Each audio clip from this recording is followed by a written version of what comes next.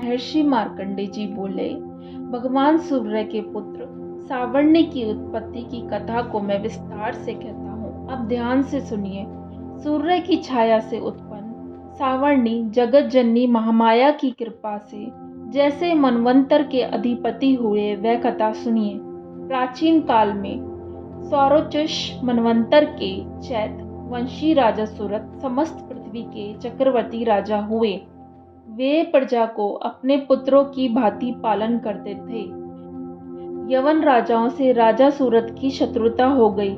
दुष्ट दलन राजा सूरत से उनका भयंकर युद्ध हुआ और थोड़ी सेना होने से यवन राजाओं ने सूरत को हरा दिया। तदंतर राजा अपने नगर में आराज्य करने लगा, तो भी अन्य शत्रु राजाओं ने राजा सूरत पर चढ़ाई कर दी और नगर में भी दुराचारी मंत्रियों ने राजा का कोष, सैन्य और समस्त वस्तुएं छीन ली। तब राजा सूरत हार कर अकेले ही घोड़े पर सवार होकर शिकार खेलने के बहाने घोर जंगल में चला गया।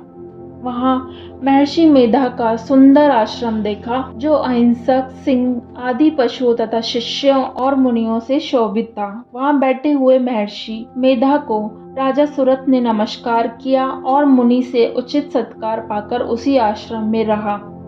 कुछ काल के बाद फिर वह अपने राज्य तथा प्रजा की चिंता से विचारने लगा कि जिस राज्य को मेरे पूर्वजों ने भली भांति चलाया और प्रजा का पालन किया, वह आज मुझसे चला गया। वे दुष्ट मंत्री राज्य का पालन धर्म नीति के अनुसार कर रहे होंगे या नहीं, और मेरा मुख्य हाथी भी दुश्मनों के वश में जाने से क्या क्या कष्ट भोगता होगा। जो आज्ञाकारी नौकर नित्य प्रसन्नता से धन और भोजन प्राप्त करते थे, अब उन दुष्ट राजाओं के आश्रय में रहकर कष्ट पाते होंगे।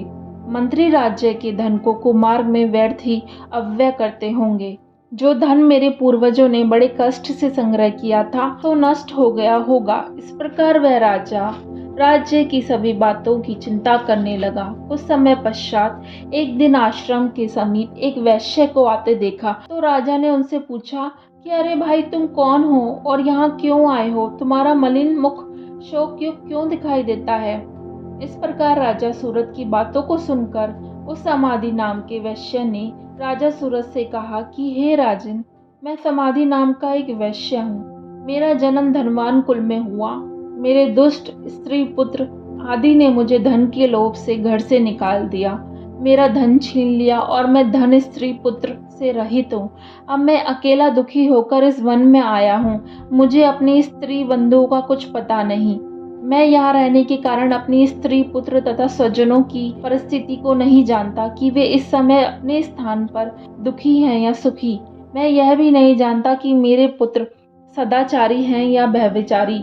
राजा बोला, जिन स्त्री पुत्र आदि ने तेरे धन संपत्ति को छीन लिया, फिर उन्हीं के स्नेह में तेरा मन क्यों जाता है? वैश्य बोला, आपने मेरे विषय में जो बात कही वे वास्तव में सत्य है, परंतु मैं क्या करूं? मेरे चित्त में कठोरता उत्पन्न नहीं होती। जिन पुत्र आदि ने धन के लोभ में आकर मुझे घर से निकाल दिया है, मेरा चित्त फिर भी उन्हीं में आसक्त होता है। मैं क्या करूं? इन स्वजनों के निर्मोही होने पर भी मेरे मन में उनके प्रति प्रेम है। मार्कंडेय ऋषि बोले, हे द्विज श्रेष्ठ। तब पश्चात राजा सूरत और समाधि वैश्य दोनों मिलकर मेधा मुनि के समीप गए और प्रणाम करके मेधा ऋषि से कथा प्रसंग करने लगे। राजा बोला, हे भगवान, मैं आपसे एक बात पूछना चाहता हूँ, आप कृपया करके बताओ। हे महाराज, मेरा मन वश में नहीं है, इससे मुझे दुख है। गए हुए राज्य तथा अन्य सभी स्त्री पुत्र बांधवों की ममता मुझे अभी तक बनी हुई है। हे मुनि श्रेष्ठ, यह जानते हुए भी मेरा स्नेह उससे अज्ञानियों की भांति विशेष बढ़ता जाता है, और इस समाधि वैश्य को इसके स्त्री पुत्र आदि ने त्याग दिया है तथा इससे घर से बाहर निकाल दिया है। यह भी उनमें अत्यंत आसक्त रहता है। इसी तरह हम दोनों बहुत दुखी हैं। हे महाभाग, उनके दोषों को जानते हुए भी हम दोनों का हृदय उनके प्रति आसक्त रहता है। इतना ज्ञान होते हुए भी ऐसी ममता क्यों है? हम दोनों को अज्ञानियों की भांति मूढ़ता क्यों उत्पन्न हो रही है? महर्षि मेधा ने कहा, समस्त जंतुओं को जानने योग्य ज्ञान होता है। हे महाभाग, सभी प्राणी पृथक पृथक होते हैं। कोई दिन में नहीं देखते, कोई रात में नहीं देखते, और कोई दिन रात में समान दृष्टि से देखते हैं। पुरुष ज्ञान युक्त है, यह सत्य है, इसमें संदेह नहीं। केवल उसी में नहीं, सभी पशु पक्षी मृगादि में भी मनुष्य की भांति ज्ञान होता है। यह स्थूल ज्ञान होता है। जैसे मनुष्य में आहार आदि की इच्छा उत्पन्न होती है, वैसे ही पशु पक्षी आदि में भी आहार विहार निद्रा मैथुन आदि की इच्छा उत्पन्न होती है। ज्ञान होने पर भी पक्षियों की भांति भूखे होने पर भी ममतावश अपने बच्चों को चोंच में स्नेह से चुगा देकर प्रसन्न होते हैं। हे राजन, मनुष्य भी अपने पुत्र पोत्रों से इसी भांति बर्ताव करते हैं। वह पालन पोषण इस इच्छा से कि जब हमारी वृद्धावस्था आवेगी तब वह हमारा पालन पोषण करेंगे। क्या तुम यह नहीं देखते कि पुत्रादि उनका भरण पोषण करे ना करें तो भी माता पिता तो करते ही हैं, क्योंकि विश्व की स्थिति को रखने वाली महामाया के प्रभाव से वह मोह के गड्ढे में डाल दिए गए हैं। इसमें कोई आश्चर्य नहीं है, क्योंकि यह भगवान विष्णु की योग निद्रा है, जिससे संसार मोहित हो जाता है। यही भगवान की महामाया है। यह भगवती देवी बड़े ज्ञानियों के चित्त को जबरदस्ती खींचकर मोह में डाल देती है। इस देवी ने ही चराचर विश्व को उत्पन्न किया है, और यही देवी प्रसन्न होकर भक्तों को वरदान देती है, जिससे मुक्ति मिलती है। वही मुक्ति की परम हेतु और सनातनी ब्रह्म ज्ञान स्वरूपा विद्या है। राजा बोला, हे भगवान, आप जिसे महामाया कहते हैं वह कौन सी देवी है? वह देवी कैसे उत्पन्न हुई और उसका क्या कार्य है? उसका स्वभाव स्वरूप उत्पत्ति आदि के विषय में मैं सुनना चाहता हूँ। सो आप सभी वृत्तांत मुझे सुनाइए। ऋषि ने कहा, वह देवी नित्य है और सब चराचर में व्याप्त है, तथापि उसकी उत्पत्ति अनेक भांति से है, और इस कथा को तुम मुझसे सुनो। यह भगवती देवताओं की कार्य सिद्धि को उत्पन्न होती है और अजन्मा उत्पन्न कहलाती है। जब भगवान विष्णु संपूर्ण विश्व को त्याग अंत में जल ही जल करे योग निद्रा में शेष शैया पर शयन कर रहे थे, उस समय विख्यात मधुकैटभ नाम के दो घोर असुर भगवान विष्णु के कान के मैल से पैदा होकर ब्रह्मा जी को मारने के लिए तैयार हुए। ब्रह्मा जी विष्णु भगवान के नाभि कमल पर स्थित थे। उन दोनों भयंकर असुरों को मारने को आते देखकर और भगवान विष्णु को सोया हुआ देखकर ब्रह्मा जी योग निद्रा की एकाग्र मन से स्तुति करने लगे, जिससे कि भगवान विष्णु के नेत्रों से भगवती योग माया अपना प्रभाव हटा ले और भगवान जाग पड़े। वह योग माया विश्वेश्वरी जगत माता स्थिति संहार करने वाली भगवान विष्णु की अतुल तेज वाली निद्रा स्वरूपा अनुपम शक्ति है। ब्रह्मा जी बोले, हे महामाया, तुम सोहा देवताओं को पालने वाली हो, तुम सुधा पितृ ईश्वरों को पोषण करने वाली हो, तुम ही वष्ट कार स्वर इंद्र को यज्ञ का हिस्सा पहुँचाने वाली हो, अमृत भी तुम ही हो, अक्षरों में स्वर भी तुम ही हो, तथा नित्य आदि मात्रा व्यंजन भी तुम ही हो।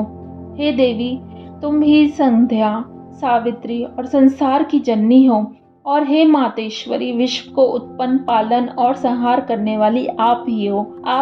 आप ही महाविद्या महामाया महामेधा महास्मृति और महामोहा महादेवी महासुरी हो। आप ही समस्त चराचर के तीनों गुणी सत्व रज तम को उत्पन्न करने वाली प्रगति हो।